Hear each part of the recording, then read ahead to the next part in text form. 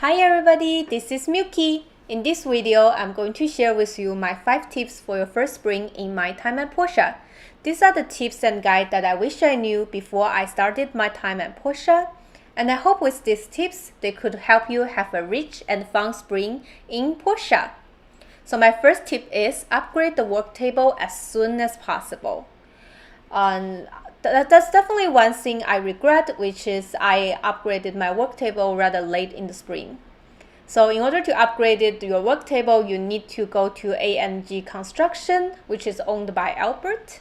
And you can update various things in the ANG Construction, such as your home, your assembly station, but the most important thing to upgrade is definitely the work table. By upgrading the work table, you unlock a lot of useful items, such as bronze sword, which you will need to use to fight, say, late game bosses. And you can also build a lot of commission items that's super useful for the game. So please remember to upgrade it as soon as possible. In order to upgrade it, you need the hardwood plank, you need the old parts, which you can find in the abandoned ruins, and you need some decent amount of money. The second tip is make a fish rod and join the fishing days. Fishing days are one of the festivals that you have in your first spring, and in order to fish, you need a caterpillar. You will need to use or say consume one caterpillar each time you try to catch a fish. And you can get the caterpillar by picking up the herbs on the ground, and then you have a potential to find the caterpillars. One thing that's important about it is make sure that you make your fishing rod before the fishing contest.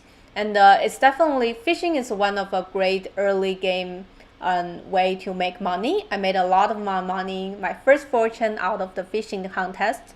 And make sure you have enough caterpillar before the fishing days, because it's super easy to run out of it. My third tip is remember to give birthday gifts.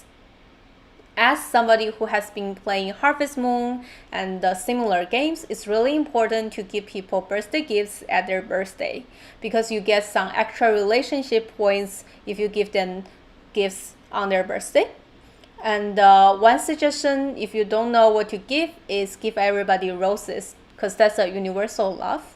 Also, you can make notes on the calendar, because right now the calendar is empty and it won't show whose birthday it is. You can check their birthday on Wiki and then make a note on the calendar, which I just found is a great feature in this game.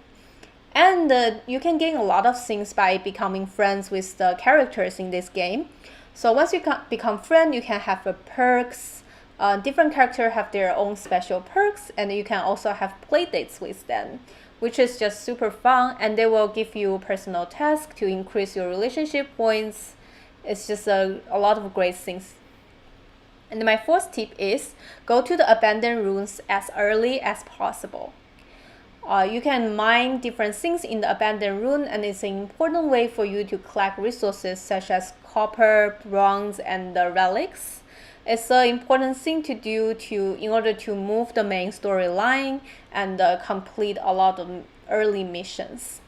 Another thing that I wish I know is there's not just only one abandoned ruin. There's actually abandoned ruins number 2, which gets unlocked once you complete the mission Bridge to the Ember Island.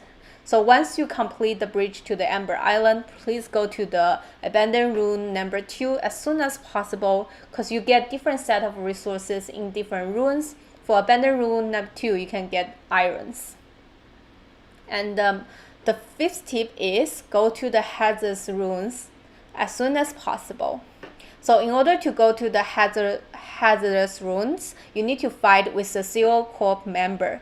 It's not a hard fight, because all you need to do is survive the fight for 1 minute. So you can basically just win the fight by running away and try to not be catched by the Civil Corps, which is what I did because I'm really bad at fighting. So you can get a lot of useful resources from a rune. And one great thing that's in the rune is you can actually later in the game find a mission that allows you to find a stray dog that you can later adopt in the ruins.